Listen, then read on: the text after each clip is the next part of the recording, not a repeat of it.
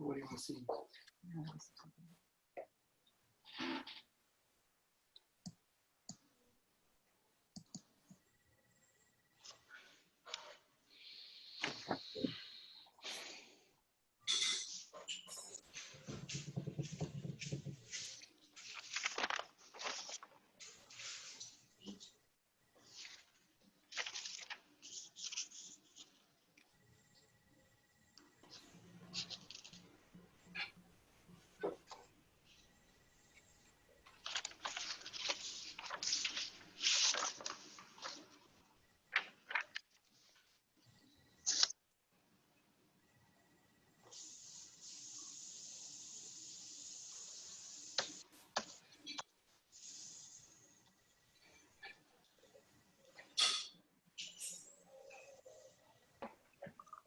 Laura, whenever you're ready, Okay. you can introduce the meeting. We have to call a roll if you want to do it or if you want me to do it. And then, You can do it. okay, so you want to give the ground rules first and then I'll call the roll? Okay. Hi, good evening, everyone. Welcome to the Zoning Board of Appeals. We're going to call the meeting to order. Today is July 6th, 2020. How it will work is we will call your case. We'll ask you to present. You need to identify yourselves each time you speak and the property in question. You'll state your request to the board and identify your hardship and the reasons for the request. Remember, your hardship cannot be financial in nature, and it runs with the land. The board will then ask questions of you, after which you will sit, or we will give those others a chance to present and a chance to speak. Then you will be given an opportunity to answer the questions or sum up your request. And the meeting is recorded, so please be sure to speak clearly and be sure to state your name each time. The board will go into a business session and discuss and make a decision. There are 5 voting members on the board, and it takes 4 positive votes for a variance to be granted. Does anyone have any questions about this procedure? Okay, Lynn, do you want to take roll call? Sure. Laura Edmonds, Present? John Mahoney, Present. Luke Toshjian, Done. Ben Vilas, Here. Jessica Cardone, Here. Cynthia Dull, Here. and absent tonight is Becky Walsh and Richard Caratu. We'd like to welcome Cynthia as a new member of the board. So welcome, Cynthia. Thank you. Thank you.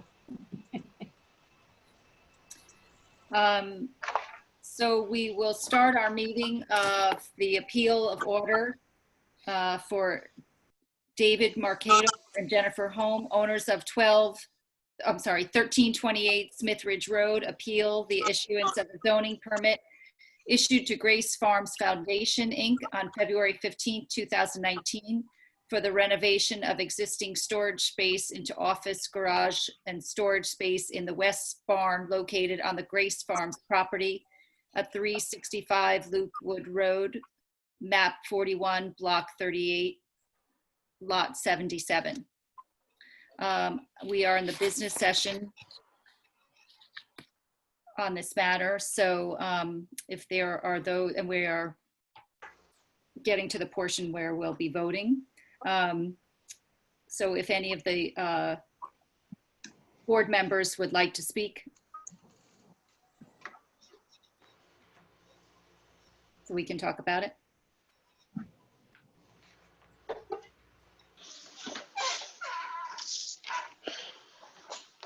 I guess if no one else is going to start, Attorney Gelderman, as you mentioned before, and I think it's all the parties agreed, intensifications normally from a special permit for a non-conforming use. And in this context, I would agree with Attorney Gelderman. And I believe all the parties that it's vague how P and Z intended intensification in its condition to be used. And that this is a de novo appeal, so we're looking at it as if we were the zoning enforcement officer. And if this was before us, how would we decide it? And I think it's easy for all of us to reach a conclusion that at least it's vague. And I guess then the question becomes, how would we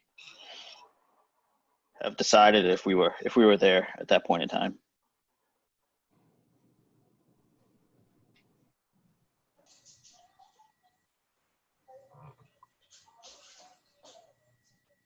It's John Mahoney. I'd like to hear from some of the other board members who had hesitation during our last meeting. Had expressed my opinion about status, but I know others whose opinion I respect weren't at that conclusion at the point, and so I'm curious to hear what you all think. But like Luke says, it's very vague. The word intensification, if you look it up in the dictionary, says to grow. Whether that was their intention or not, I don't know.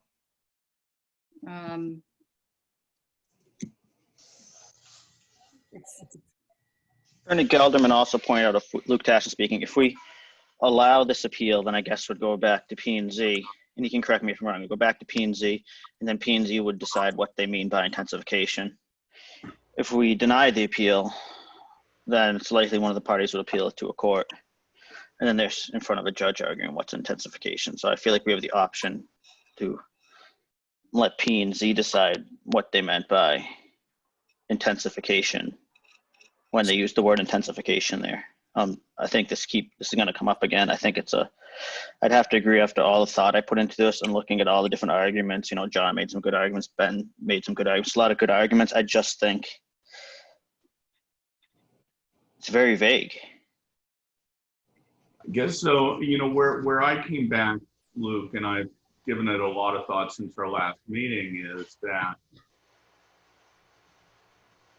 I agree in this context it's vague, but P&Z was very specific in conditions that they placed, like the 100 conditions on the special use permit, many of which, quite a few, limited their ability to grow and operate, to grow specifically through, for example, parking, hours of operation, numbers of different sized events, and then operate in terms of things like times of operation, amount of lighting visible at certain hours, noise limits, all of that sort of stuff. So I'm not sure that this was a hole in P&Z's thought. My intuition is that P&Z thought long and hard about the changing use of and evolution of Grace Farms and the various approved uses, and they chose to limit that via the existing special use provisions or restrictions, I guess.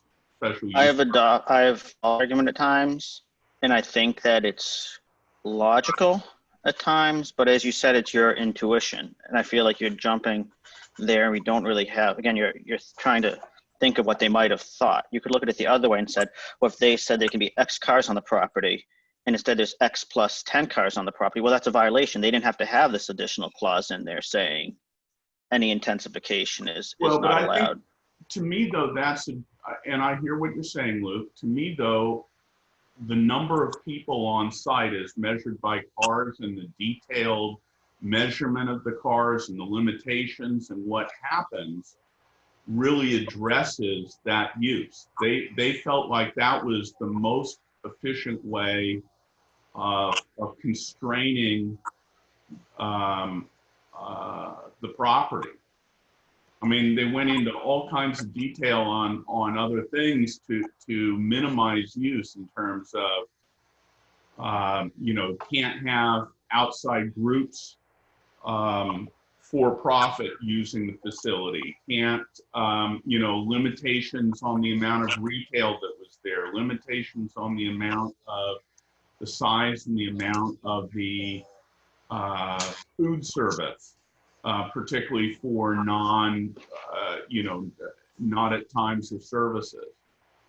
And so my personal opinion, and it is just that because I was not on the P&Z admittedly, is that they use those methods to limit the intensification.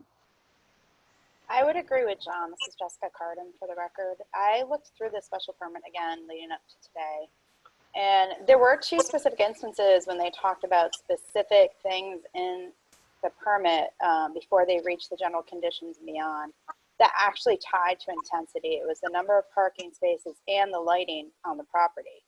And to me, I think when you look at the special permit in a whole, first off, they tied all the parcels together as one property, one site. And it's referenced multiple times that would be the intensification of use. And then they spell out all the types of things that would modify or regulate the type of use based on parking, the events, when the events could be scheduled, what types of events, how the cafe could operate. It just went through everything, even the walking trails and whether they could be paved or not, they're not, was all designated. And it was all looking at aspects that would basically probably up to that point in time address the points that have been raised by the neighbors that would then be regulated by what intensity of use or intensification of use would actually mean with respect to how it would impact the neighbors, which is part of what is looking at intensification of the use. Is an intensification with respect to how it is going to impact the planned use and how it impacts the neighbors. So to me, I don't think it's as vague, Luke, as you're thinking. I think maybe the concept in general of intensification, because it hasn't been tested in Connecticut courts very much, is perhaps vague because it doesn't seem like there's a lot of guidance as to how to interpret it on a legal standard. But I think within the special permit, if you look at that time and what they intended in the special permit, what was being addressed for the neighbors, I don't think it's vague. I think they were really looking at the usage and not necessarily how they were operating as an organization with respect to employees, with respect to how they use the buildings, beyond anything that restricted things that were maybe people facing, like the retail or the cafe and things like that. Yeah, this is Ben Bilas, and I agree with Jessica. I don't think in this context that it's a vague use of a term. I think it fits in the context, and I think she laid out the context well. I do have a question about Luke's saying that Peter Gelderman has given us a way of getting to the P&Z for a statement on what this intensification mean. I'm not sure that's going to happen or available to anybody. If we deny this application, we deny this appeal, then Grace Farms would probably go to court to overturn it. And if we grant the appeal, then the appellants would go to court to appeal it. You have it reversed, Ben.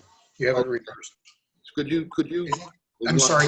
You have it reversed. If you grant the appeal, Right. Grace Farms would go to. Oh, I'm sorry. Yeah, and I did reverse it. I apologize. Okay. But in either case, the loser would go to court, wouldn't go to the P&Z. Am I correct in that? No, the loser could go to court if you sustain the appeal. Grace Farms may go to the Planning and Zoning Commission. I don't know if they would or wouldn't. Right.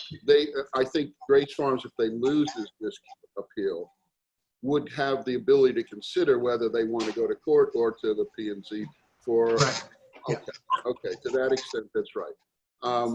But I really don't have a hard time finding that this is not the kind of intensification of use that would affect the neighbors. Also, we did once already approve a very similar change of use, if you will, just a few months ago. And I do think that's sort of a precedent for us, that we said it was okay to move some furniture around and put some dividing walls in and add a couple of people to the staff. It's not all that different, if at all, from what they're going to do now. Yeah, but don't you think then that continuation, and then, like I said this the last time, it's one more employee and one more employee and 5 more employees and 7 more employees and year after year after year, when does it become? Okay, well, my answer to that is not yet. It hasn't gotten to be out of hand. It still Well, it if fits. we're not supposed to look at that, if we're not supposed to be thinking about that, is how I was Thinking about what? I'm not thinking about the last the appeal that was in front of us. why. Am I correct, Peter, by saying that? We're I'm not not supposed sure. to we're not supposed to take that into consideration, the last appeal? Well, you can take anything you want into consideration. You're not legally bound by prior decisions one way or the other. Each appeal stands on its own merits, but as been indicated there, you made a similar decision in the past. Whether or not you consider that to have effect on this appeal is up to you guys. There's no legal binding precedent in this case, nor will there be in the future. Luke Tash speaking. So Ben, is it your position that it doesn't matter what they do as long as it doesn't affect the things like exceed the number of parking spots, exceed the hours they're allowed to be lighted, the prohibition on outside groups, but besides those specifically enumerated limits, any other intensification is okay? Because that's what it sounds to me like you're saying.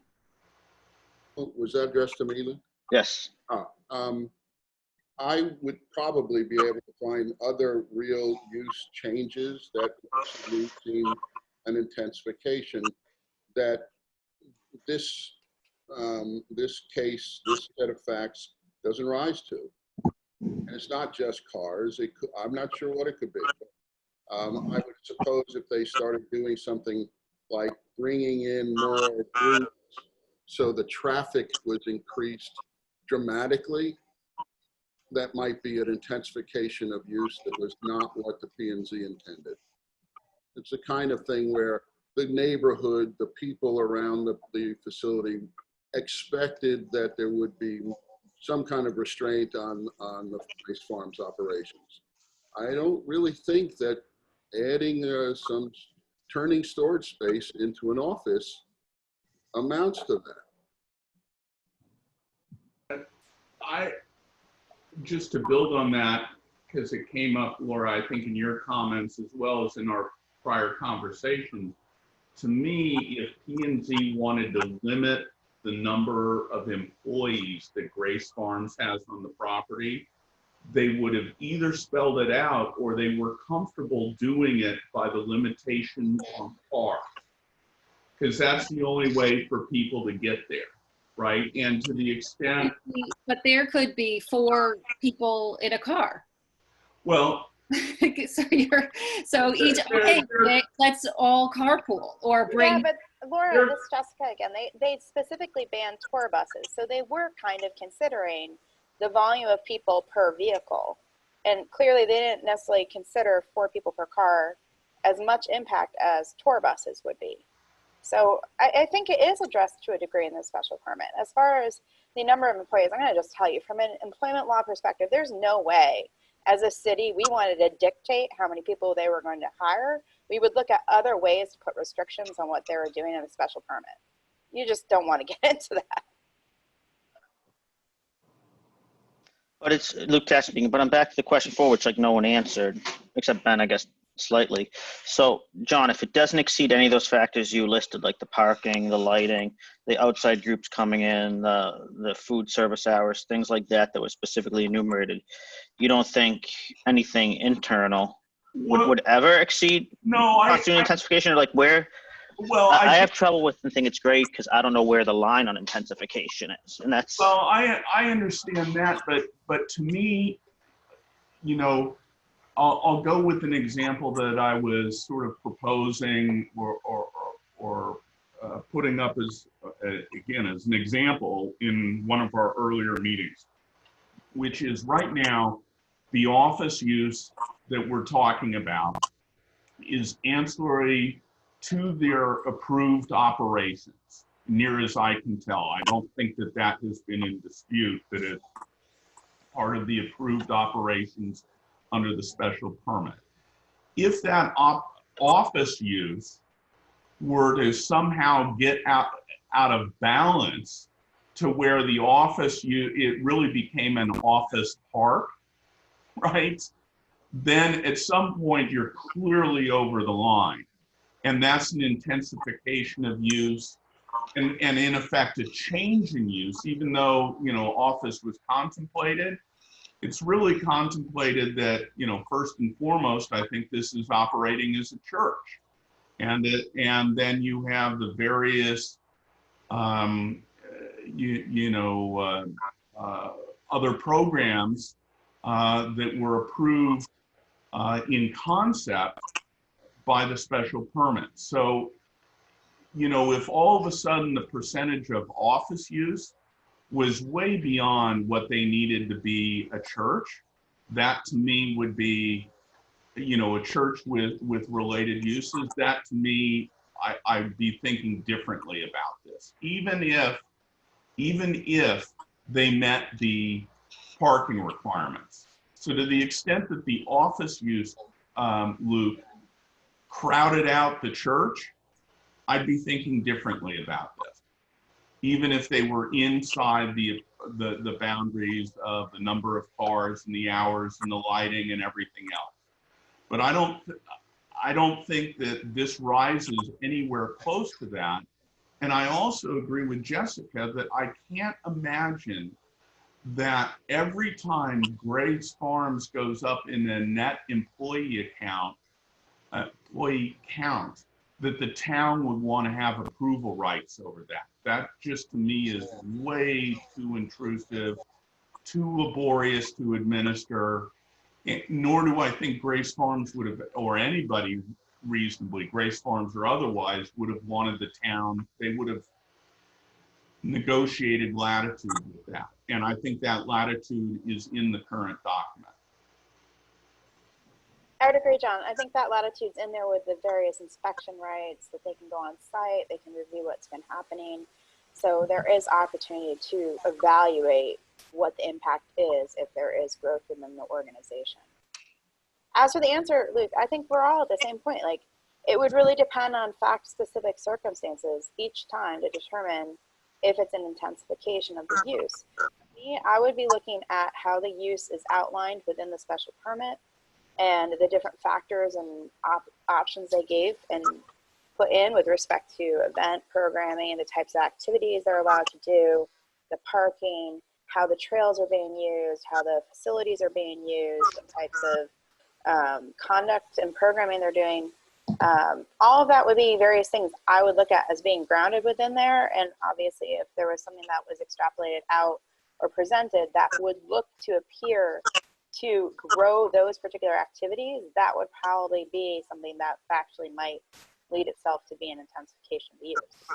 I think part of the complication of all this seems to be that there's an argument being also put forth that perhaps the use with respect to this particular building is a non-conforming use, and then whether the intensification of that or the change of the conforming use as just storage to perhaps a non-conforming use as office space is an intensification of the special permit as a whole. I mean, I did some research on that, and again, there's not a lot there for us to really determine that on the basis of the special permit or case law as it stands. So it is definitely, there's a lot of factors that probably are muddling things based on the legal standards. But looking at the special permit, I don't think in this particular instance, looking at the totality of the property and the use outlined for the property as a whole, that this was an intensification. And Luke, I would also add, if you take a look at special conditions 95 through 99, with, you know, you would have had to have the pleasure of reading the whole thing recently. basically go into P&Z's right to come back and look at how things are going and to claw back approvals under the special use permit.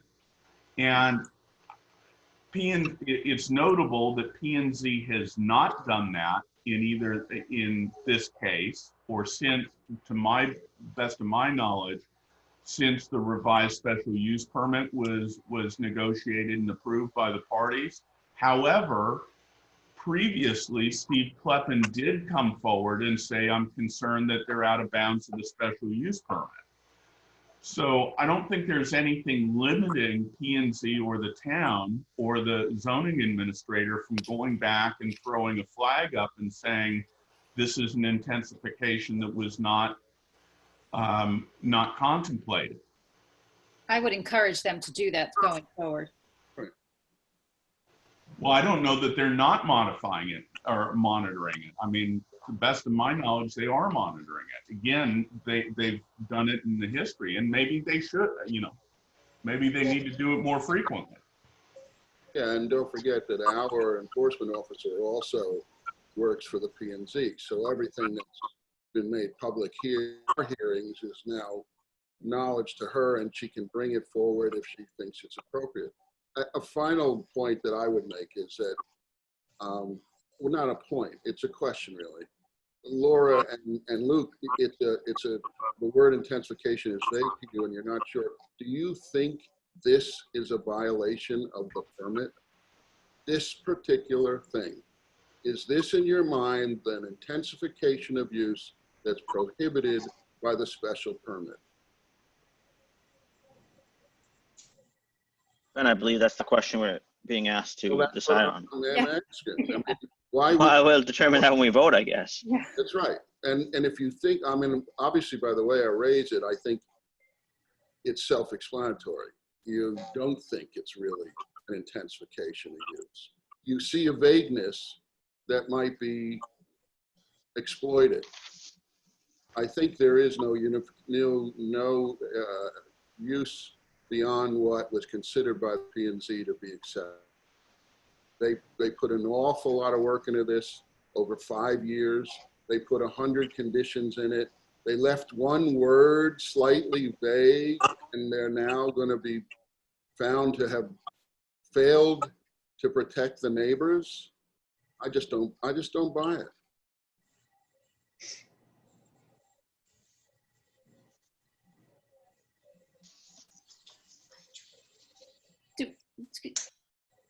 Do we remember just remind me again what the office is being used for? Does anyone remember? The new office?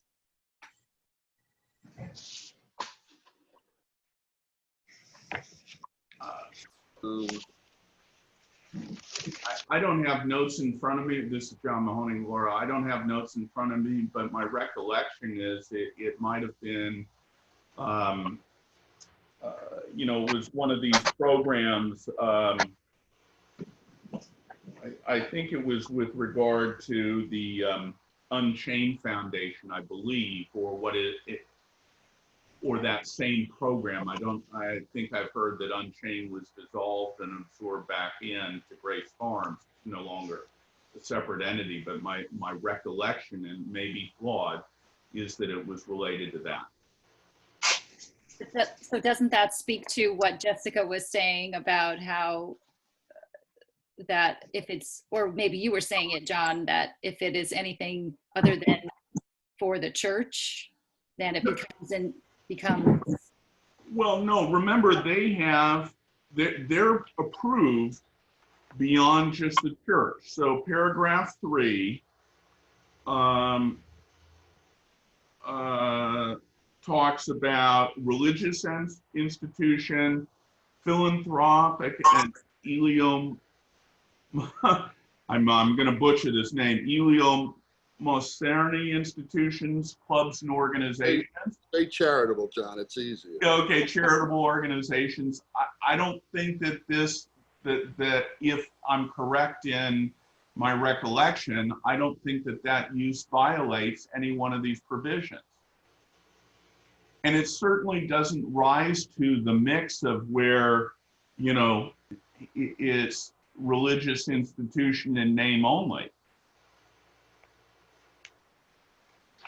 Luke Tesh speaking. I believe Ed O'Hanlon said it went from trash, like a trash storage area and a storage area to a classroom.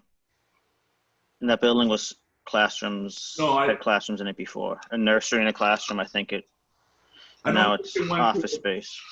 Luke, you're correct that there were classrooms identified on the plan. Again, going by recollection, identified on the plan. But these particular rooms were moved, as you said, from storage and maybe a trash enclosure into an office, Yeah, that's what I recall too. right? And that there was also no exterior modification to the building at all, that these were interior only modifications. If this had been an exterior modification, you know, and an increase in space, we might have a different set of circumstances to be talking about.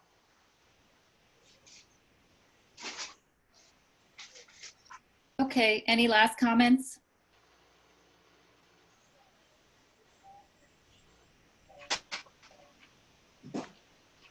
Do I hear a motion from the floor? I'll make a motion that we, and please help me, Attorney Gelderman. I'm motion that we deny the appeal. And I don't know that I have to state grounds, do I? I just move that we deny the appeal? Well, that's one motion you can make. The better motion is to make a motion to approve the appeal, and then it needs 4 positive votes. If you don't get 4 votes, the appeal then is denied. Okay. It's probably a little bit cleaner and a little bit easier to understand then. But in terms of reasons, the reason is simply if you vote against approving the appeal, the reason is simply that you feel that the zoning enforcement officer's decision to issue the permit was correct. Okay. Well, then I would suggest if somebody feels that it should be appealed, that they make should be upheld, that they make the motion. Because that is not my intent to make a motion to approve.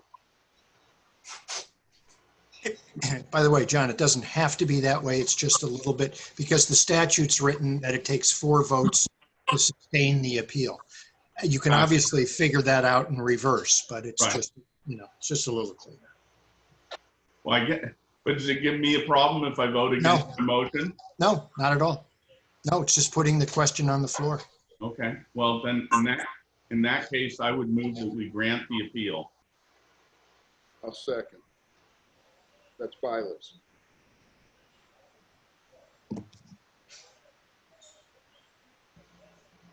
But did we want to start the voting? You do unless somebody has anything else to add, I think, Laura. Anything else to add? Luke, I'm all set. Jessica? Okay, So, Attorney Gelderman, then a nay is a vote against the motion, correct? Correct. An aye is to sustain, a nay is to deny the appeal. Thank you.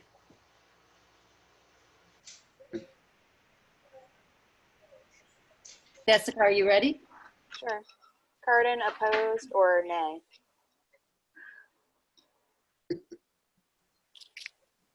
That's right. I mean, I think that's right.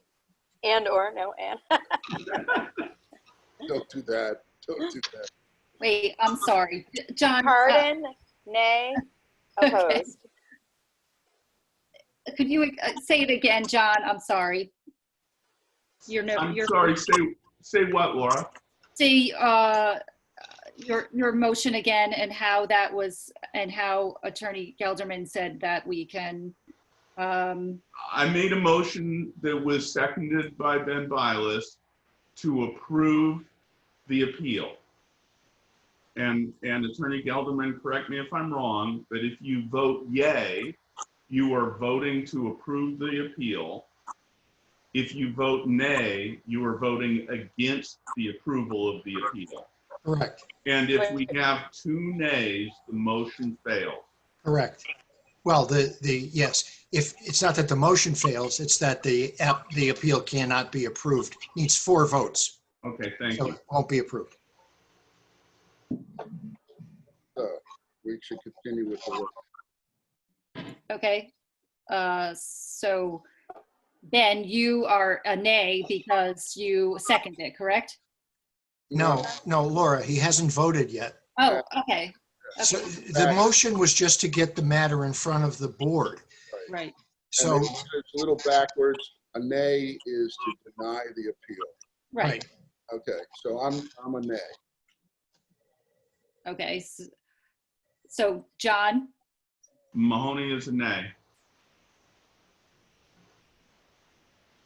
Ben, Oh, I already did it, but yes, Luke, Action against the appeal.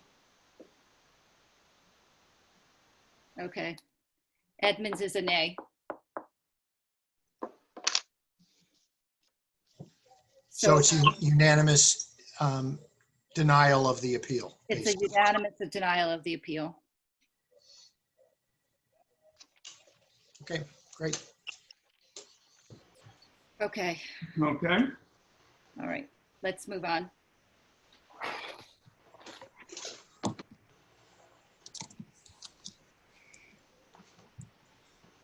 Okay, we're going to go on to 171 Richmond Hill.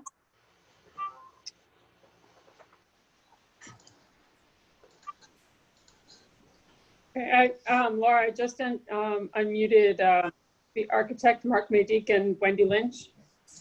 Thank you. Do you want to read the, Yep.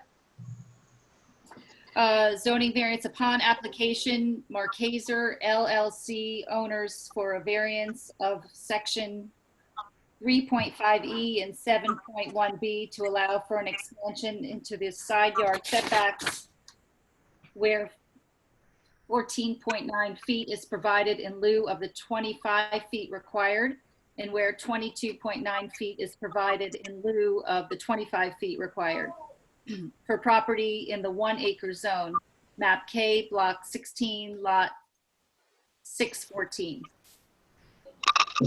Okay, who would like to speak on this variance? Hi. I'm here. I'm Wendy Lynch. Can you hear me? Yes, Okay, sorry. I'm Wendy Lynch, and I'm the representative for the owner of 171 Richmond Hill, which is Markaser LLC. And thank you for allowing us this opportunity to come back in front of you. And the intent is for my husband and I to renovate this house so that we can reside there. And currently in its today's style, it's about 12 to 1,400 square feet. It's a very, very small house. It was built back in 1930. Rooms are very small, lots of walls. It's just not really conducive to today's lifestyle. So we are looking to just enlarge the house, open up some walls, expand it to about 2,100 square feet, which is not large by nature, but in keeping with the neighborhood, which is what we really want to try to do. We've engaged the services of Mark Maydick, as you had requested of us, and I will allow him now the opportunity to present to you the plans that he's drawn and the presentation that he has. Hello, my name is Mark Maydick. I've been hired by Markaser LLC to perform architectural services related to 171 Richmond Hill Road. Thank you, Wendy, for the introduction. Thank you, board, for your time. I believe that you have a letter that I put together which outlines the details of this request. First of which are the existing conditions. Most notably, it's an existing house from the 1930s or 40s on a subdivided lot from back then. It is in the 1 acre residence zone, but it is only 0.2 acres in size. It is actually undersized even from, oh, there's the PDF. So it's undersized even for the B zone, as it turns out. There are a couple photographs on the following page, but you get the sense that the house currently is extraordinarily small. The dining room, for example, is 12 feet by 10 feet, which is, honestly scarcely big enough to put a decent sized dining room table around. The garage is pretty long, but that's not part of the addition. So the client is requesting that we increase the house mostly towards the rear, following the lines of the main volume of the house. There are projections on both sides of the house, but we are actually trying to follow the volume of the main part of the house towards the back. Actually, yes, so that's the, okay. So on this diagram here, the heavy dashed line is what would be the normal or the as of right setbacks, which we're requesting relief from. The hatched area indicates where we are hoping to do the addition, and as you can see, it follows on the left and right side the main volume of the house, not the projections. There are projections closer to the property lines that we are not contemplating following. If you go to the next page, well, there is one caveat there. Actually, on this page, it shows the, sorry for the back and forth, but yeah, on the next page,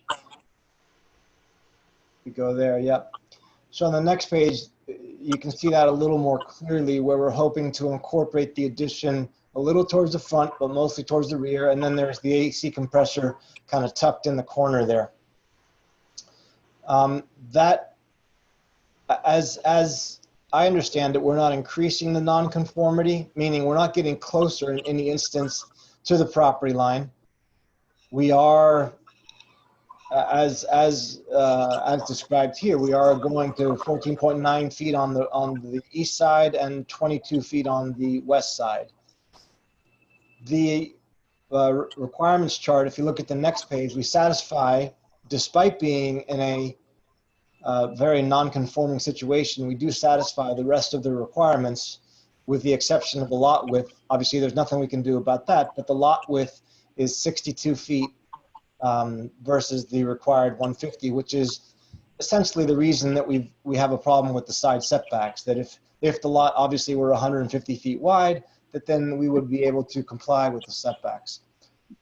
In our design, we attempted to minimize the amount of intrusion or increase the nonconformity, however it's described, but we tried to keep the rooms still compact, but stretched out towards the backyard or the north side of the property. And I don't know if you have those, the design drawings as well. I think, yeah, perfect. So the first page is kind of illustrates, it's the same as the other drawing, which sort of indicates where the addition is going. On the third page, you'll see, if you scroll down to the third page, you can see the existing conditions of the house, which the rooms, the scale of this is about is a 1/4 inch to a foot. You can see the rooms are really, really small. That dining room, as I pointed out, room 104 is 10 by 12. The kitchen also is 10 by 12. The office off to the right is like 7 feet by 10 feet. So we're talking about, in the existing circumstance, very small rooms, almost too small to put furniture in. Not to mention the existing steps that go up to the second floor out of the entry. They are steeper than what's required by code. So one of the purposes of the addition, the reason actually we're going towards the street, is to allow us to put a set of stairs in there that'll be compliant with the building code. So on the next page, there are some kind of diagrammatic plans, but showing what we're intending to do with the new space, which is to create breakfast area, powder room, mudroom off the first floor. On the second floor, by the way, we're not looking to extend all the way to the rear wall of the addition on the first floor. We're stepping back about 4.5 feet. And then on the front, towards the entry, there's the stairs that are code compliant now, using the 42 inches that we're going towards the front, some code compliant stairs and a covered porch. There are some elevations that follow, and hopefully, I mean, you can get the sense that we're not really changing the character of the house significantly, particularly towards the front. It is somewhat of a historic neighborhood, and we're trying to keep the scale of the house. We're not raising the roof. We're not making it a mansion in any stretch, just trying to make it livable by today's standards. That's our presentation. Hopefully you agree, and obviously if there's any questions that we can help answer, I'm happy to do so.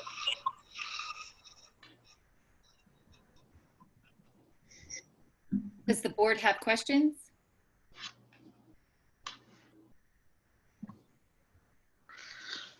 I answered all of them. I could make a motion on this if everyone's all set. Well, why don't, hold on a second. Is that Luke? Yeah, I mean, it seems to me like they came back and did everything we wanted. Yeah. The setback is, Luke Tash speaking, the setback is, you know, staying consistent with what the house has. It's not getting any closer on that 6.3. The only thing that kind of sticks out a little bit is the air conditioner, but there's not really anywhere else they can put it because of the patio. It just seems really minimal here, what they're asking for. I mean, you're not going to notice it from the street unless a neighbor objects to it, you know, unless there's someone here against it. I was going to ask, is there anyone here to speak in favor of this variance? Is there anyone here to speak against this variance? Laura, I don't think so. The only people here are the next applicant, Tarana, and Michael Dinan from the New Canaanite.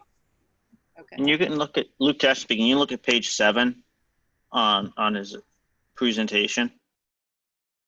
I mean, it's kind of, to me, a good summary because I was wondering about the height and total building height and things like that on it. So it kind of summarizes some of the points we usually raise, which is why this seemed like it was easier to me that I didn't have to ask for the total of building height stories, things like that.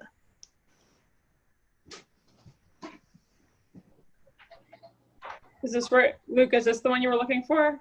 Sorry, I'm looking at the PDF. 1 minute. Yeah, that's the one on the last page there. I mean, a lot of the questions we usually ask are right here. Yeah. Oh, yeah. That's why I feel like a lot of these questions I normally ask a John or I would normally ask seem like they've been addressed. Yeah, I mean, Luke, I agree with you. I mean, to me, there's clearly a hardship here in terms of the undersized lot. Well, all right, so let's just, should we go into business session? Well, let's ask to see if the applicant has anything else to add. I just add that I agree with Luke. Okay, let's go into our business session. John, go ahead, continue. I'm sorry. No, that's quite all right. I mean, I agree with Luke. I think that what they're asking for here is, there's clearly a hardship. It's a dramatically undersized lot. They would be well under the, you know, if it were a full-size lot, they're well under the maximum coverage. They're in with every, you know, all the other measurements except this side yard setback. But the problem is, given the undersized lot and that it's so narrow, you almost can't build on the property without a variance. And so to me, this is exactly the kind of situation that a variance is meant to cover. I agree, and I appreciate that the applicant went back and had all of this is really straightforward. And you know, we always like to hear that about the stairs, they're getting up to code and better for safety. So we always like to hear that. This is Jessica Carden. I would agree as well that they've made a real effort to try to stay within what was already non-conforming as far as the variance and the setbacks. But honestly, they didn't even ask for a coverage variance, so they've stayed within the coverage of the lot, despite the lot being so rectangular and narrow. So I think that in itself is really, they've tried to minimize how much they would have to ask for to still try to have a functional house for a longer term investment. Do I hear a motion? Luke, you were started. Yeah, Tash, I'll make a motion. I'd vote to allow the variance in light of the hardships related to the shape and topography of the property. In accordance with plans and specs. Yeah, and according with the plans and specs and the Mercaser LLC application, the revised one, the revised presentation, not the previous presentation. The 7-6 presentation. Yeah, the 7-6 presentation, not the prior materials. I second. Okay. Jessica, do you want to start the voting? Sure. Cardin in favor. John? Mahoney in favor. Luke? Ashton in favor. Ben? Vilas in favor. Edmonds in favor. Your variance is granted. Great. Thank you to the board. Appreciate it. Thank you very much. Thanks for your effort. Okay, we are going to go on to a new applicant, 54 Wells Lane.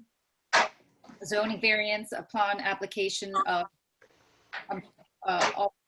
Alton Triana and Jorda Banta, owners for a variance of section 8.1G to allow an additional 530 square feet of building coverage, which will be a detached covered patio where the allowable coverage is 5,495 square feet and the existing coverage is 5,925 square feet, and the proposed coverage will be 6,455 square feet for property in the 2-acre zone, map 25, block 11, lot 125. Would you like to start your presentation? Hi, good evening. Thank you for making the time. My name is Alton Tirana, and I'm joined by my wife, Jorda Banta. We are here to present our application for a zoning variance to build an outdoor living area with about 530 square feet of covered square footage, I guess. Our reason for coming in front of you is that when the time was built, I think the zoning guidelines were different and they've changed ever since. I guess another hardship would be that there have been certain events that transpired on our lane about a year ago, and the traffic has increased considerably. And now our home is not as private as we thought it would be, in the sense that if we sit outside and, in the current patio, if we're either grilling or sitting down for dinner, there's cars that come and go almost, every few minutes, and some of them stop and just stare. And, we got young kids, and it's kind of, not easy to deal with. Mm-hmm. I have a question. Sure. This is Vilas. The letter of support from the Schwedels, I think. Schwedel, yes. Said that they had gotten to be good friends of yours in the last year. So Correct. my question is, when did you buy the property? We bought the property in December of 2019. I'm sorry, 2018. 2018. However, we did not move here. We've been New Canaan residents for 13 years. Our kids went to a different school, South School, so we did not move to this new home until July of last year. Right. But you bought this house with the existing regulations already in place. Is that right? Yes, that's correct. So your letter of hardship, which cites the fact that the regulations changed since the house was built, doesn't really apply to you, because you bought the house after the regulations changed. So you bought the house with knowledge of the regulations. Okay, well, that's a very good point. I wasn't aware of, the regulation applying to when you buy the house versus when the house was built. Like I said, the house was probably built, 10, 12 years ago. Right. We bought less than 2 years ago. Right, and I think that's a problem, because these are all public regulations, and when you buy it, your lawyer should tell you what applies to your house, and you are charged with knowing them. That's a very fair point. So, like I said, the hardship really came more into play since the events of last year, where our privacy was, like pretty much gone. so question, could you just put a cover over the existing patio, put in slightly smaller equipment and be satisfied? Well, the current patio, if you put a cover over it, would not really address the privacy concern because you'd still be visible from the side. And that's where people, see you as they're driving, and as they stop, you're very visible. We're very visible where we are right now because the current patio is pretty close to the garage. Would you be able to put up screening there? Maybe some trees or something? No, not at all, because it's pretty much bluestone, and the screening would, I don't even know how that would work. That's not practical. Is there a road between you and the Hoffman house? Doesn't look like there is. No road. There is no road, and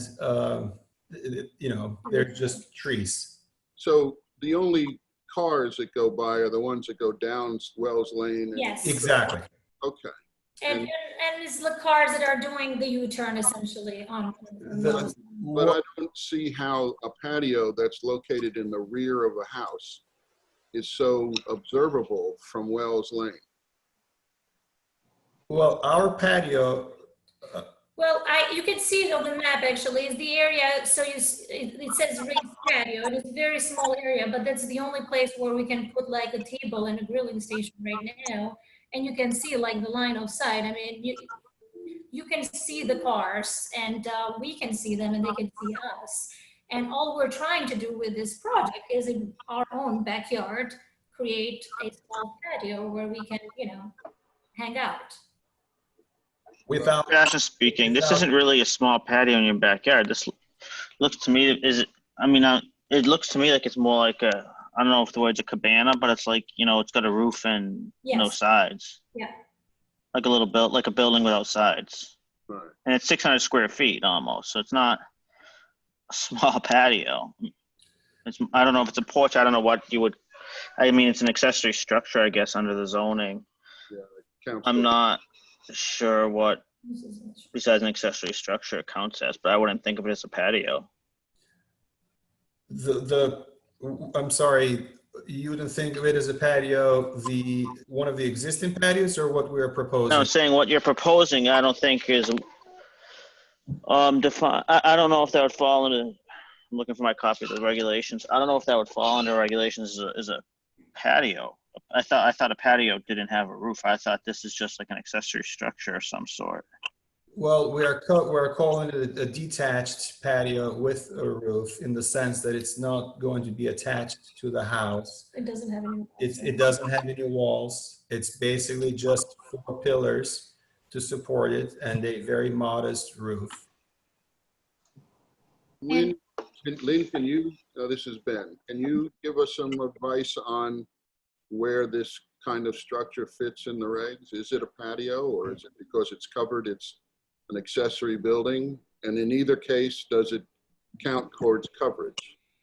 It's not an accessory building. It's essentially a covered patio, and anything covered, a deck, a porch, a patio, counts for coverage. So this is a covered patio. Essentially, yes. And Lynn, if this had a pergola or something other than a roof above it, would that count as being covered? This is John Mahoney. If it were a pergola, it would not count to coverage. Or like a trellis, or it had like an uncovered walkway.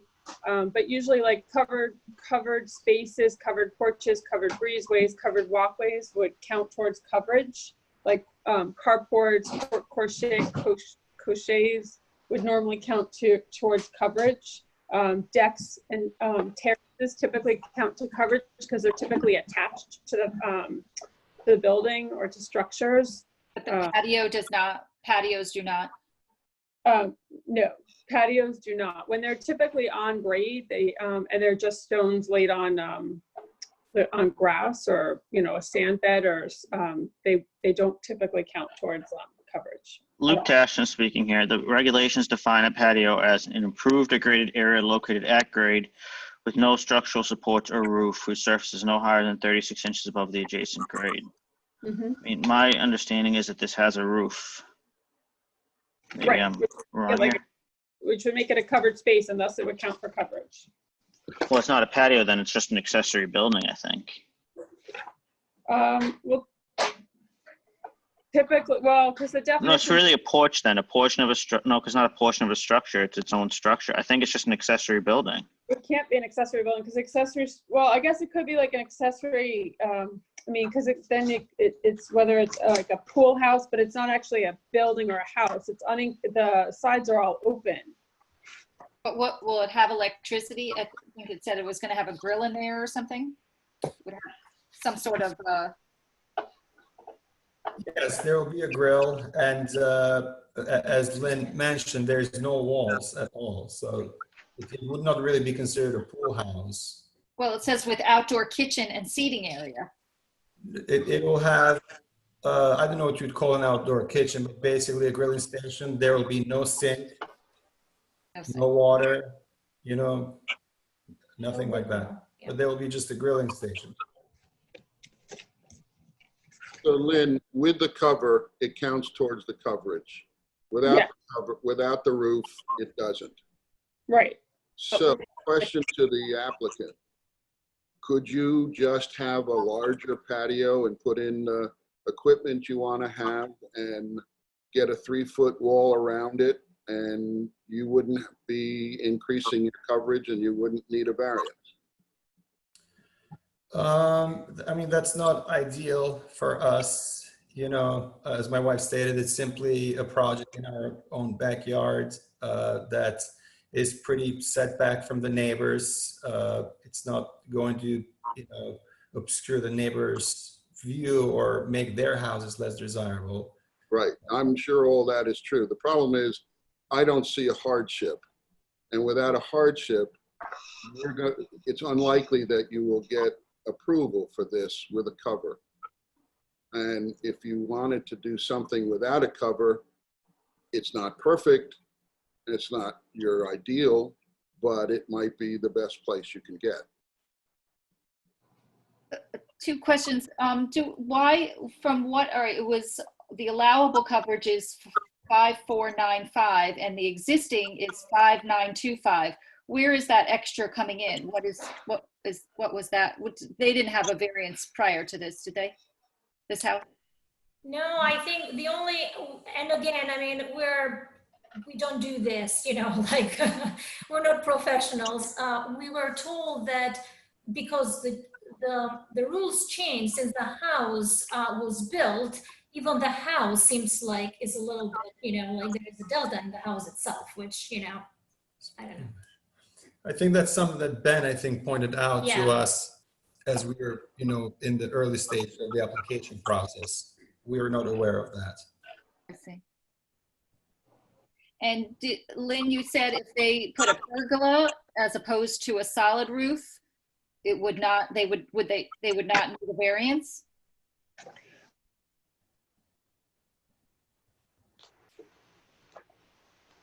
You froze. Could you say that again, Lynn?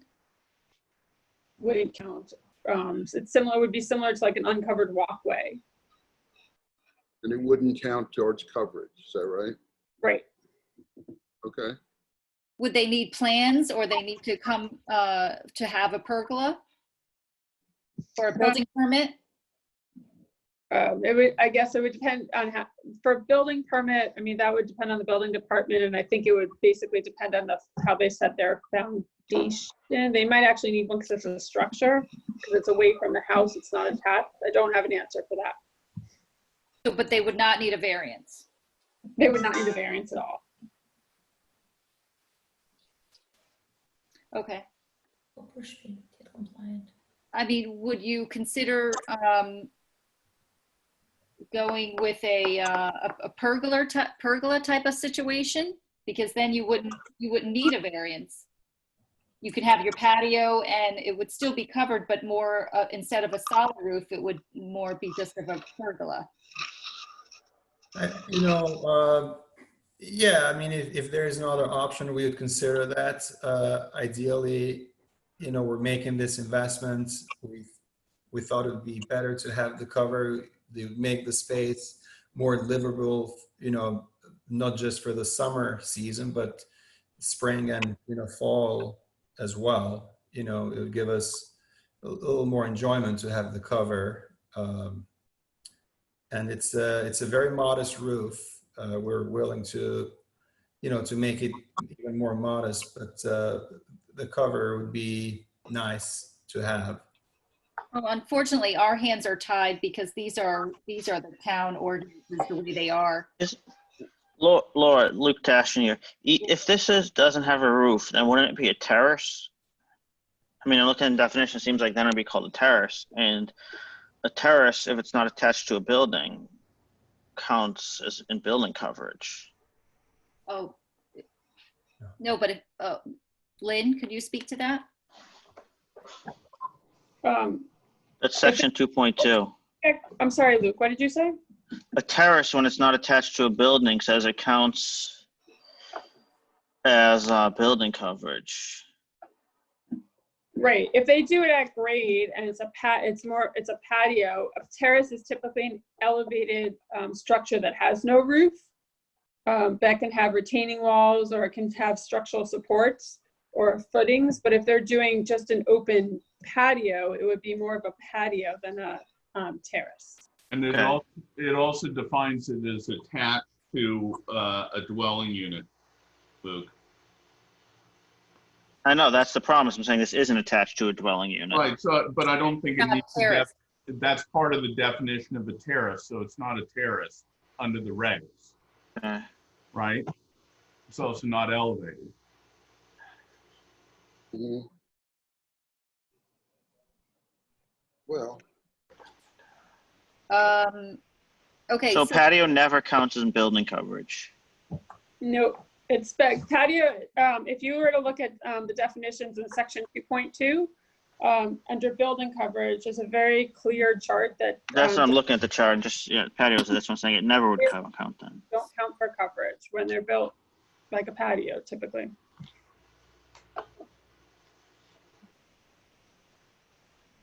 okay.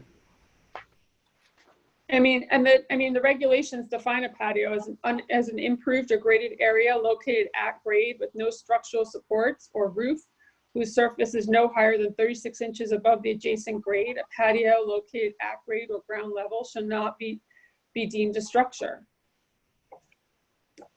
But, oh, go ahead, I'm sorry. I'm sorry, Laura. Lynn, this is John Mahoney. Just to be clear then, if it has a structure above it, but it is not a roof, so it's a pergola and everything, then your opinion is that's a patio. Well, if he's building it at grade, it's really hard because there's no exact definition for exactly what he's building, because it's not attached to the building. So you eliminate deck and terrace. You could call it like, it could be one of the outdoor, you could call it a detached accessory structure that's similar to a gazebo, but it includes stuff like playhouses, tool sheds, like pool houses. What he's doing isn't exactly defined. The closest thing is basically a covered patio that it appears that's what he's doing. And once he covers it, whether it's a patio or the porch or even the entranceway portico, once it's covered by a roof, it starts to count. And even if you look at the coverage, even overhangs from the roof, once they extend past 24 inches, count for coverage. Right. So it's just that he's not developing anything that's specifically defined. Lynn, if Luke Tash speaking, if he built this without a roof for this fireplace and kitchen, would he need a building permit? Would that require a variance then if you have an outside kitchen? No, if he's building it as a patio, It's the roof is what counts it for coverage. Once he covers it, it counts for coverage. You know, his patio he could build his patio, and a patio is not counted for coverage, it's excluded. Hmm. That's interesting. So if he put another bedroom out there without a roof and a bathroom and all that, it wouldn't be anything that required. Well, it would have, if it would needed walls. Yeah, more you would expect, but okay. I think we understand that if it's got to cover, it's got to be included in coverage, and that's an increase in the non-compliant coverage already. And I, for one, don't see a hardship. And I do think they have an alternative, which is to screen and to build something with a pergola or no cover at all. And I understand that that's not ideal, and it would be better if they could use it in spring and fall. But I don't think, I'm not satisfied that I can grant this.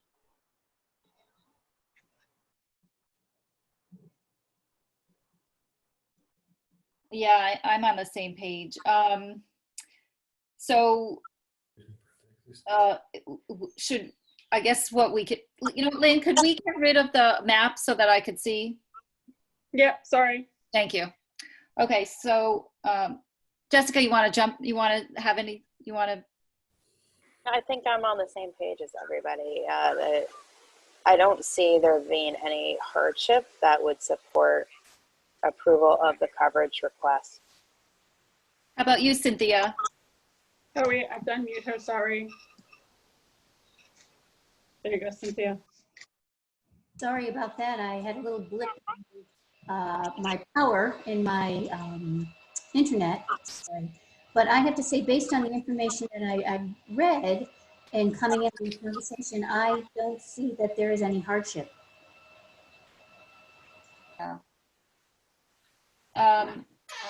Okay, we're going to give you some options, okay? We could vote on this variance. I don't know how you could get from the tone, I suppose, of the board that it may not go in your favor. What we can say is that you can, you do have other options. You can build the patio. You can put it as put a pergola over it. I know that there are sometimes screens that go over the pergola to block out sun. I have seen that. They're actually quite lovely. Lynn, that wouldn't be considered a roof, would it? If there's a screen over the pergola? If it's a roof, like a covered roof. No, a retractable, like a screen. Sometimes I've seen them that the screen can be retracted. They're actually electronic. Like on top of the pergola or on the side of the pergola? On top of the pergola. Oh. I haven't seen that, but I've only seen it on the side. But you mean a retractable awning? Like a covered awning? No, well, I'll send you a picture of it. It's actually quite lovely. It's lovely homes have pergolas that have on their patios that have electronic screens that you can press a button and the screen goes over the top of the pergola to block out the sun. Luke Tashin speaking. I think if a pergola has a roof, it's not a pergola anymore. But it's not a permanent type of, it's not a permanent roof. It's just a screening. But anyway, so I guess what we're saying is if we could vote on this, or you can go back to the drawing board and you have other options, that you'd still be able to have your patio, you'd still be able to have your grill. We just, according to the regulations, we wouldn't be able to give you something with a roof. Okay, so Laura, I guess what your suggestion is a pergola with a retractable awning that could be moved and you would not have a roof, but if it's... I have to make sure though, according to Lynn, I'm just making a suggestion. That's what I've seen. I don't know if Lynn would say that that is okay as far, if that would be considered a roof on that. Right, so it would not be anything permanent, but if you're out there and you're sitting and it starts raining, you can, basically have the awning go over the pergola and it stops raining, you can retract it. So nothing permanent. Has anyone seen any of those? Have no one seen that? No. No.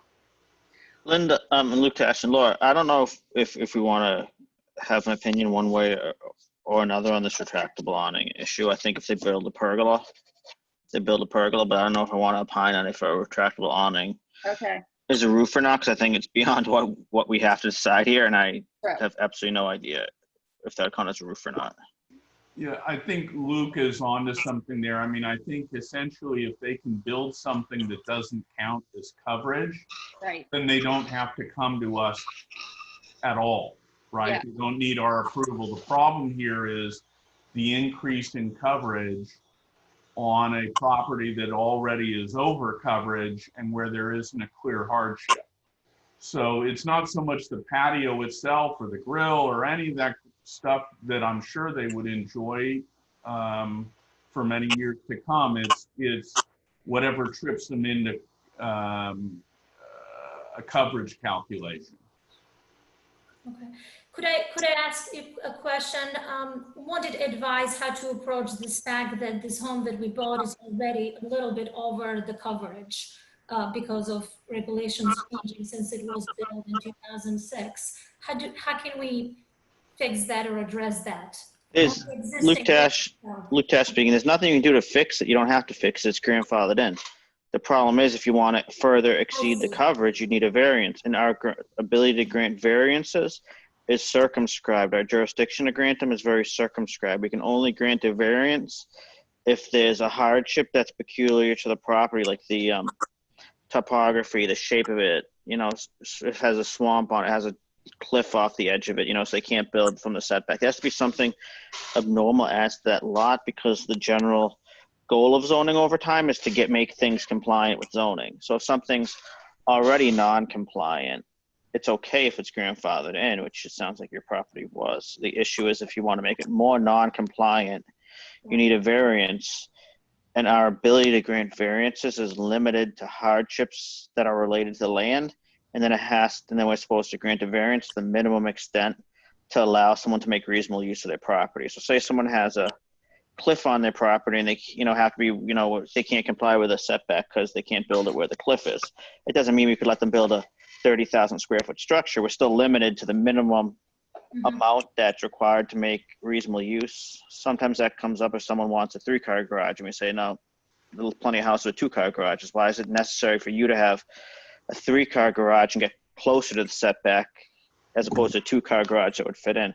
So it's very subjective there. But it's not like we're deciding this on our own volition. Our jurisdiction just to allow or disallow something is limited to what the law gives us jurisdiction to allow. Thank you for that explanation. We appreciate it.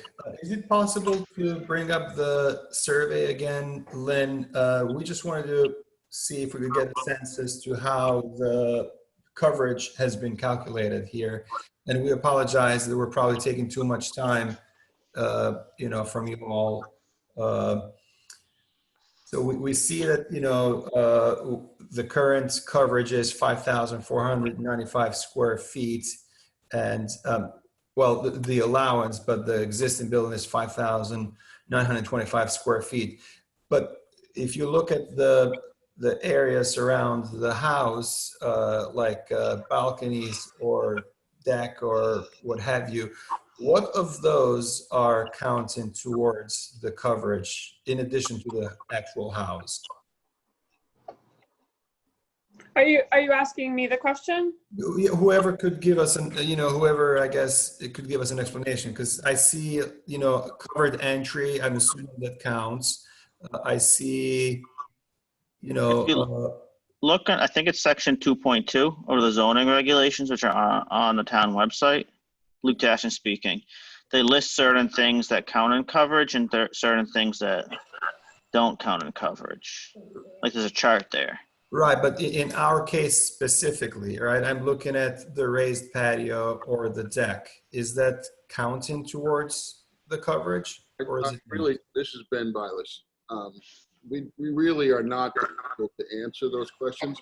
What you could do, consult with Lynn and Ben and see if there is some way that your coverage is more than it really needs to be.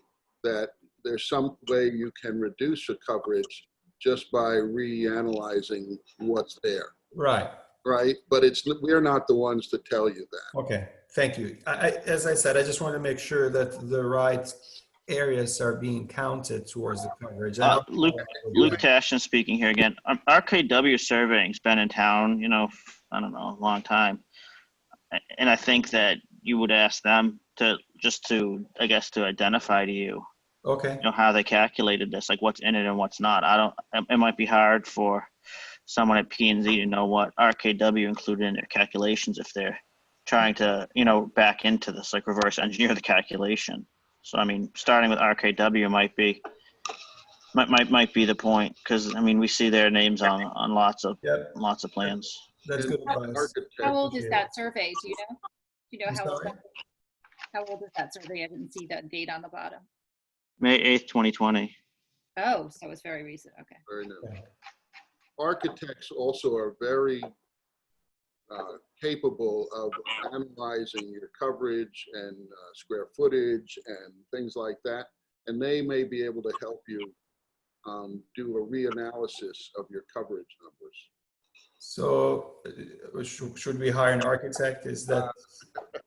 Yeah, it might be worth, I would agree with Luke that you go to the survey guy first because they're very conversant with this kind of stuff. Okay. But if he says it might be an issue that you could pursue, then I would get a lawyer. Okay, that's fair. You'd have to show it somehow in the survey, I think. I'm not sure what the process would be to have your coverage reevaluated. Maybe that's an application to the zoning enforcement officer. Luke Tashin, wouldn't they just submit a new survey to you from RKW? And if it's stamped, with the coverage, I assume you don't do an independent calculation, do you? No, typically the surveyor would look at the coverage and they would analyze it. And as Ben Bilas said, RKW is very conversant in the language of the regulations, and they are familiar with what counts. I mean, the chart on in the definitions in section 2.2 outlines everything that counts for coverage. Yeah. And it's, it's everything from, like, it could be your eaves that are greater than 24 inches, everything greater than 24 inches counts towards your coverage. And then you'd have to change your eaves to reduce the coverage. It could be covered patio, your covered everything, that it specifically outlines everything that's counted. Okay. So we have two, Luke Tashin, we have two options in front of us. One, you can withdraw this. Two, I guess three options. Two, you could continue it. I don't know why you'd continue it, because someone would normally continue it if they're going to modify the plan and come back like the last house on Richmond Hill Road did. Or the other options, we vote on it and deny it. I think you've probably got an inclination of how we would vote on it. So I don't know if you would want us to vote on it or not. So the only reason to continue is if we were to, I'm sorry, was somebody going to say something? No. Okay, so the only reason for us to continue this discussion for the future meetings would be if we were to go back to the surveyors and see to make sure that the existing coverage has been calculated correctly. If they have a sense that it has been calculated correctly, then no point of further discussing this. But if for some reason the existing coverage has not been calculated correctly, then we could potentially, hire, not just redo the survey, but hire the right people and return and see if, it would make a difference. Mm-hmm. I think, though, that in order to address the coverage issue, you're over to begin with, right? So you have to subtract enough coverage to then be able to add back coverage for the patio that you're trying to build, right? So,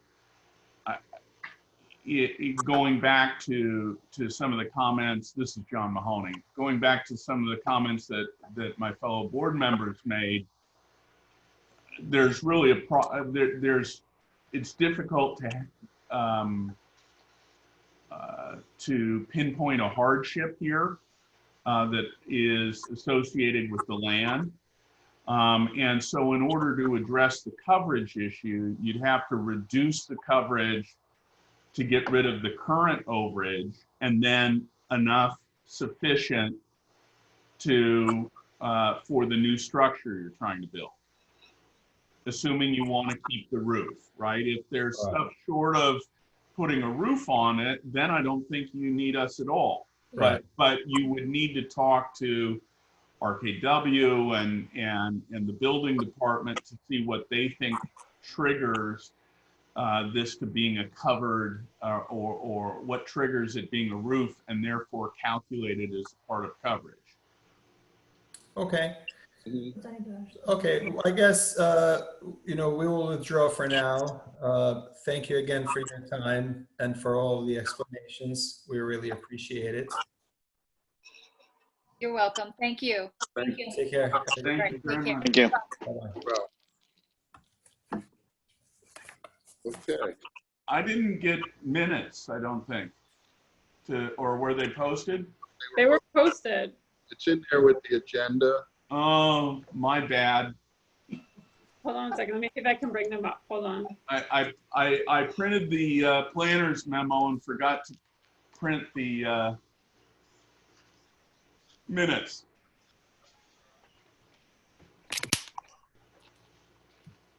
Ben, did you find anything? I'll ride your coattails.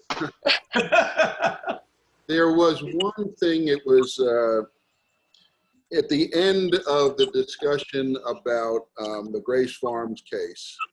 It said the board was not ready to blank the motion. And I think what it means to say is the board was not ready to decide the appeal. Okay. Okay, something like that. It just left out a word. Yeah, board not ready to motion. Right. Well, that makes sense. Board not ready to make a motion? Yeah, there's got to Or be. to entertain a motion. Right. To decide, that's what we were not ready. We were not ready to decide the motion or the appeal. Right. But that's all I had. Does anyone else have anything while it's up on the screen?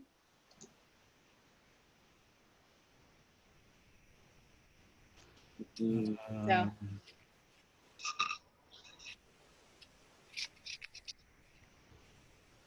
Okay. I move that we approve the minutes with the submission by, or the change by Ben. Anyone second? Second. Jessica, all those in favor? Aye. Cashin in favor. You still need to do a roll call vote, Laura. Yeah, Cashin in favor. Oh, Cardin in favor. Mahoney in favor. Silas in favor. Edmonds in favor. Okay. That's unanimous. Woohoo! And Hi, Cynthia. What'd you think? Well, my first official meeting and I lost power. Wow, that's great. Oh, no. So if this is any indication of what's to come. Yeah. But I'm sure you're all excited to see me. I do exist. I'm so glad. Welcome. We hope we get to meet you in person at some point. So, Yeah. but welcome. Thank you. We didn't make Cynthia listen to the hours of tape on Grace Farms, did we? She's been here the whole. Like, Oh, I've been here. I did. She's This is been my here. fourth meeting. here on Just telephone. in a name. Yeah, she just wasn't sworn in, but she's been here. She's been a ready observer. Thank you. I had. Lynn, do you? I'm sorry. Go ahead. No, I was just wondering. I know the town hall's starting to open, but is in-person meetings going to be part of phase 3, or has the governor had an executive order? I know he issued an executive order to allow the Zoom meetings, but I didn't know if there was a specific executive order tying us to a particular phase part of the reopening. So the executive order B allows for Zoom meetings, and most municipalities in Connecticut have chosen to maintain Zoom meetings going forward. I know that the first selectman has been inclined in New Canaan to go forward with Zoom meetings and continue them for the time being. We'll see where that goes from now. The executive order expires on September 9th. You know, he can make a determination before that or after that, you know, he thinks it's appropriate. But I mean, most municipalities in Connecticut are maintaining the Zoom meetings. And I mean, there was a lively discussion on the planners listserv a while ago. And I know First Selectman Moynihan has indicated that there's also been discussion amongst First Selectmen that there's been greater participation with the Zoom meetings.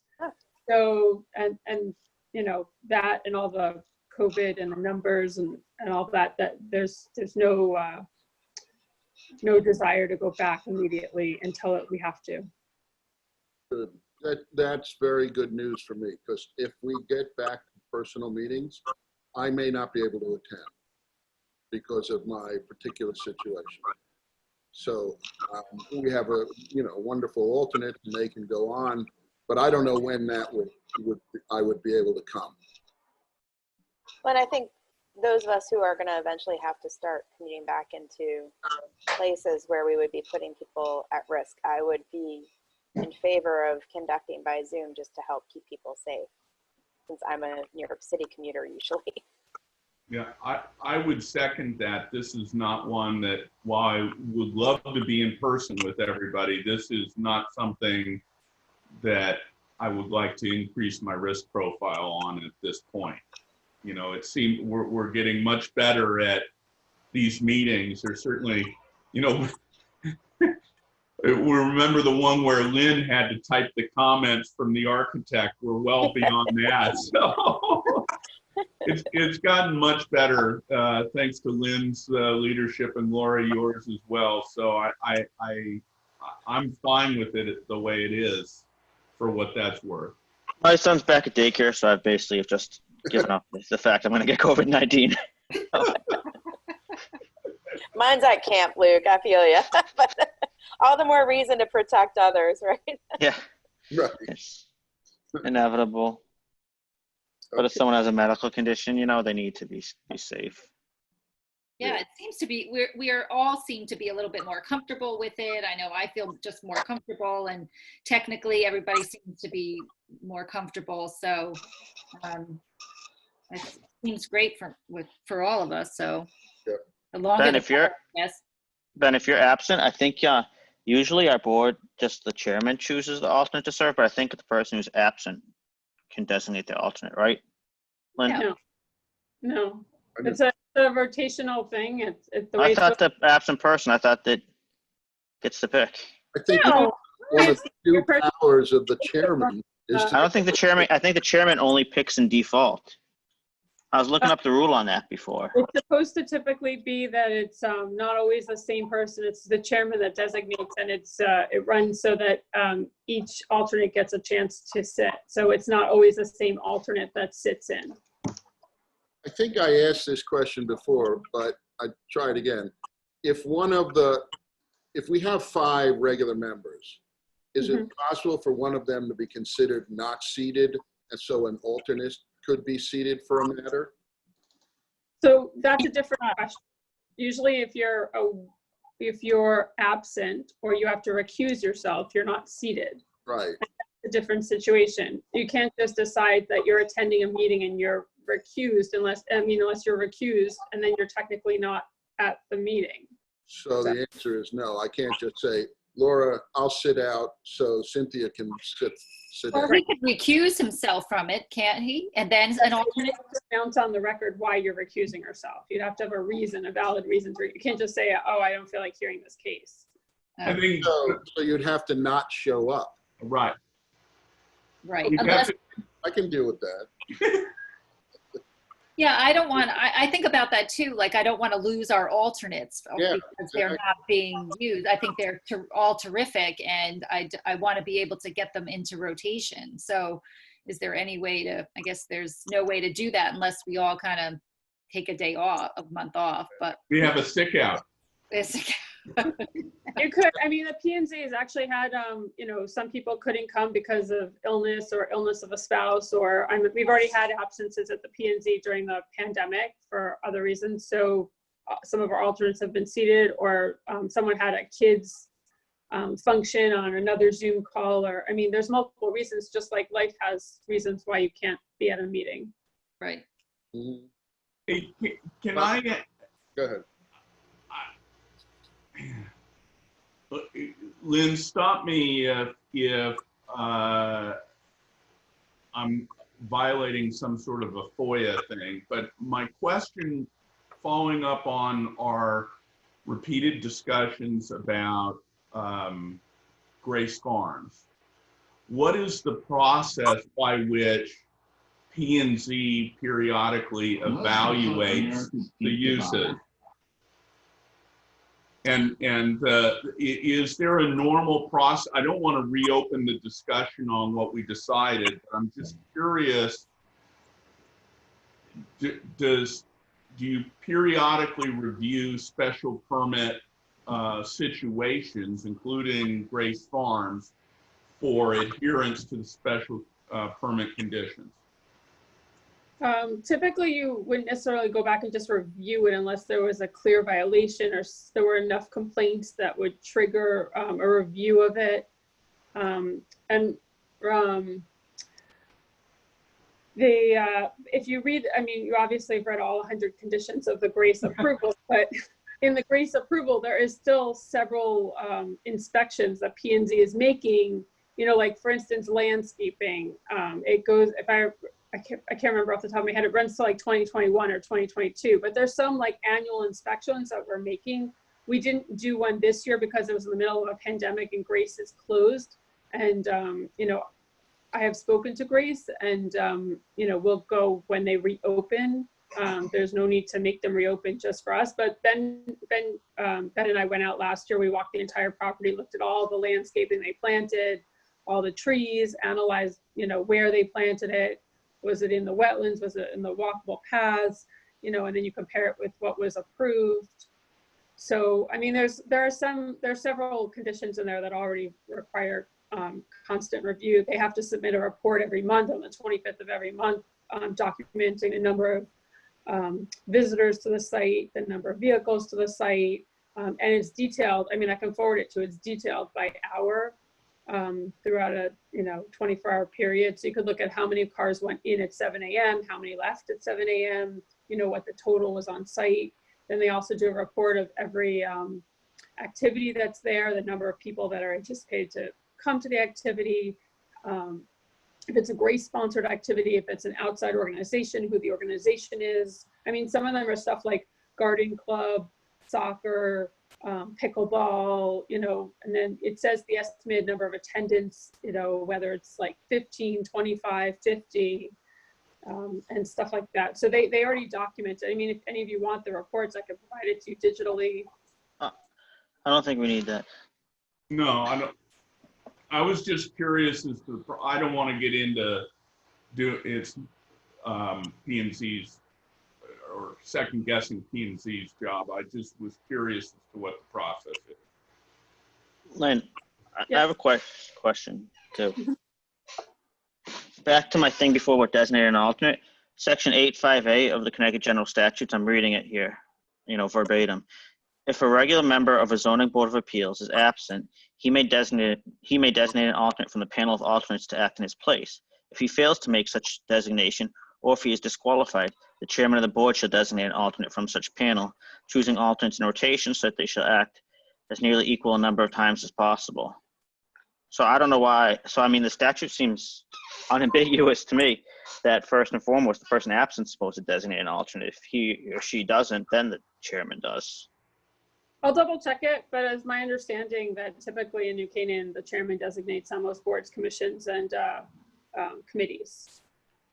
I'll double check it for you. Yeah, that's section 8-5A of the Connecticut General Statutes. That's fine. I'll double check it, but that's, I guess we just said, like, because Carol always used to do it, so we just kept. Yeah, I it. think I think it's always our procedure. I'm saying I wasn't like I wasn't out of my mind when I said like Ben could designate someone, I don't think. I mean, that's not a procedure. I've never seen someone do that, but I think that's what this statute says. Yeah, you could probably, the absentee could say, I want so-and-so, and the chairman would say, so-and-so is appointed. You know, take that as a request to appoint that person. I remember when I first started as an alternate, there were a lot of opportunities for the alternates to be seated. That's And I because don't know if Angelo that's, entertained. what? That's because Angelo, I mean, we had some really fluid members, like Angelo was busy with tons of other stuff, and That's true. That's true. it was. Well, difficult. it was a good way to learn Yeah. the business. And Yeah, I agree. I want to use the alternates, but we're so good with our attendance, so. Yeah. all right, I volunteer. Sick out. I'm And- sure Take it next part month off. of the challenge is Last- we've had so much Grace Farms overflow from Yeah. month to month that I think obviously we've all wanted to be dedicated to making sure that that's got continuity. So when we can get back to, at least for a few months, of maybe just individual session applications, it would be easier to try to tap in the alternates. I know that's how I got some of my initial alternate experience before we had the appeals. So It used to be you had to be a member for a long time before someone resigned, because Ben and I were on for 5 years before we got appointed, and then a bunch of people resigned at the same time. Becky's like that. Hey, Lynn, I have one suggestion, that if you ever get a chance to tell the attorney from Grace Farms, they ought not to do any modifications of their storage rooms anymore. Don't kick the bear. Yeah. I'll remain quiet.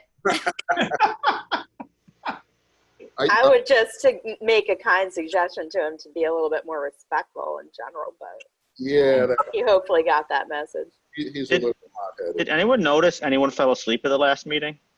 Yeah. I think Peter Gelderman fell asleep. No, not Peter Gelderman. Someone else fell asleep when we were on our executive session. Really? The guy, what's his name? I'm not using any names. I found it after someone calls me a sucker. I mean, I noticed it. All right, it's all right. Well, It's a late meeting. In spite of all the difficulty, that we did a good job on that. Yeah. Okay, I'm gonna sign off. I don't want to talk. They're just adjourned. Well, I really appreciate all of you. You're so great. I think we work so well together. I really appreciate all of you. So thank you so much for all your support. And that's all I want to say. You're terrific. So thank you so much. I'd make a motion to close the meeting. Second. Thank you Not for to your discount what you leadership, said, Laura. Lawrence, but same. Thanks. Cash in favor. Bye. All right, thanks. Thank you for your leadership. Thank you.